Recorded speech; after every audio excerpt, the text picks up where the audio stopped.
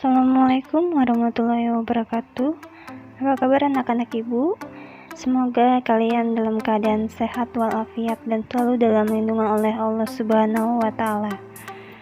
Oke, untuk pertemuan kali ini kita akan membahas mengenai materi interaksi sosial. Setelah kegiatan pembelajaran hari ini, diharapkan kalian dapat menjelaskan pengertian interaksi sosial, yang kedua, menjelaskan syarat-syarat interaksi sosial, dan yang ketiga, menjelaskan bentuk-bentuk interaksi sosial asosiatif dan disosiatif. Manusia tidak bisa melepaskan diri dari kehidupan masyarakat, karena pada hakikatnya manusia adalah makhluk sosial.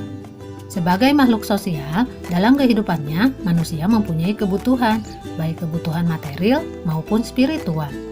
Untuk memenuhi semua kebutuhan hidupnya itu, manusia membutuhkan bantuan orang lain.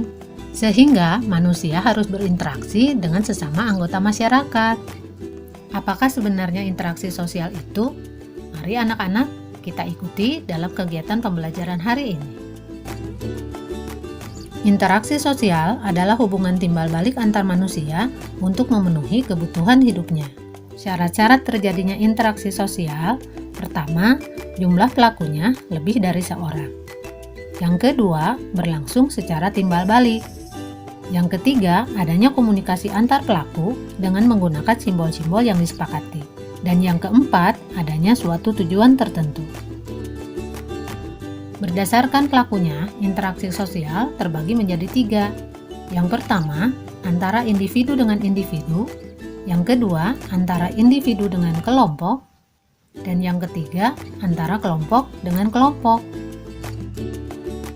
Sementara berdasarkan caranya, interaksi sosial dibagi menjadi 2. Yang pertama, interaksi secara langsung. Artinya, antara pelaku dapat saling bertemu atau bertatap muka.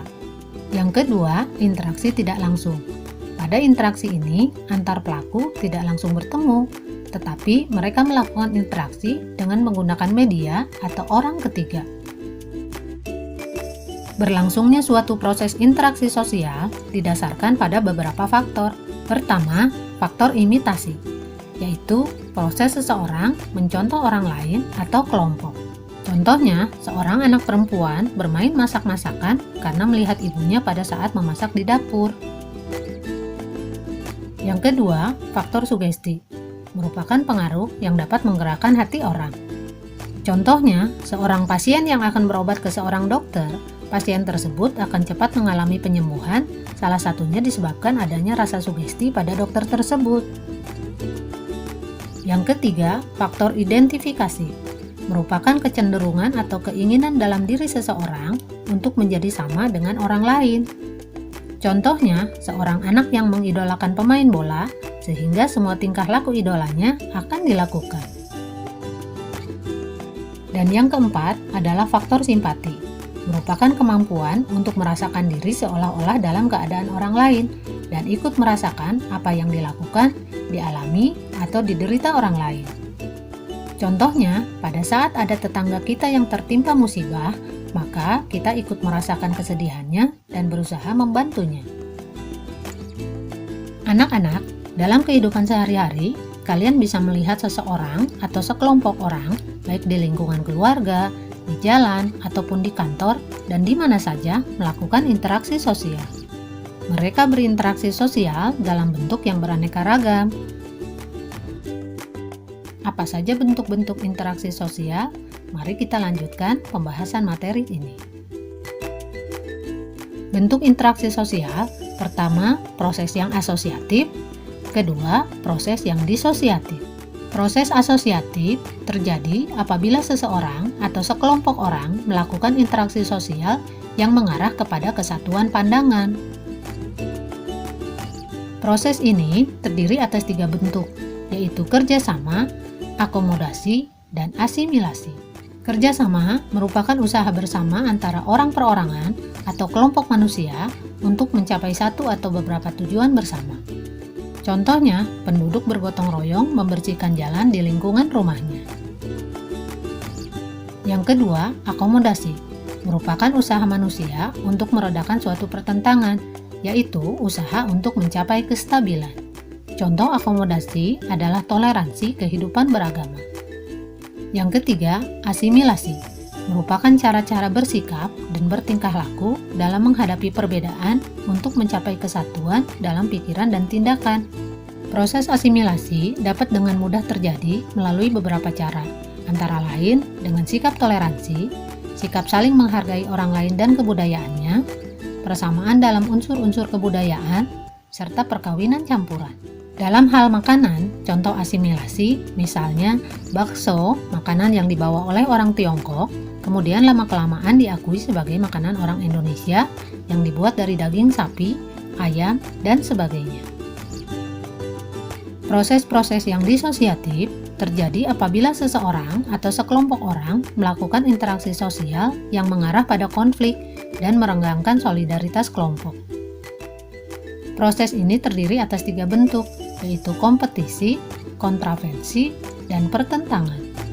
Yang pertama, kompetisi atau persaingan.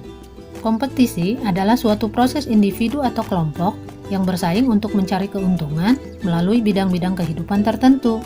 Contohnya, untuk mendapat gelar juara, kesuksesan, sebuah piala dan hadiah, seseorang harus bersaing satu dengan yang lainnya. Yang kedua, kontravensi, yaitu sikap mental yang tersembunyi terhadap orang lain atau terhadap unsur-unsur kebudayaan suatu golongan tertentu.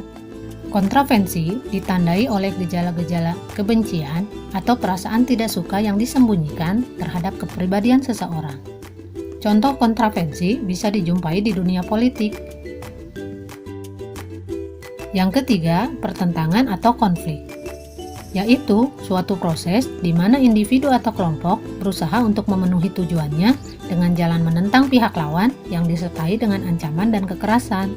Pertentangan atau konflik disebabkan antara lain karena perbedaan antara individu dengan individu, perbedaan kebudayaan, perbedaan kepentingan, dan perubahan sosial. Nah anak-anak, bagaimana? Sudah paham kan tentang interaksi sosial? Sampai di sini dulu pembahasan materi kita kali ini. Selamat bertemu lagi pada pembahasan materi selanjutnya. Wassalamualaikum warahmatullahi wabarakatuh. Oke, cukup sekian pertemuan hari ini. Materi hari ini sudah dibahas. Kurang lebihnya mohon maaf. Jika ada yang ditanyakan bisa langsung menghubungi Ibu. Terima kasih. Wassalamualaikum warahmatullahi wabarakatuh.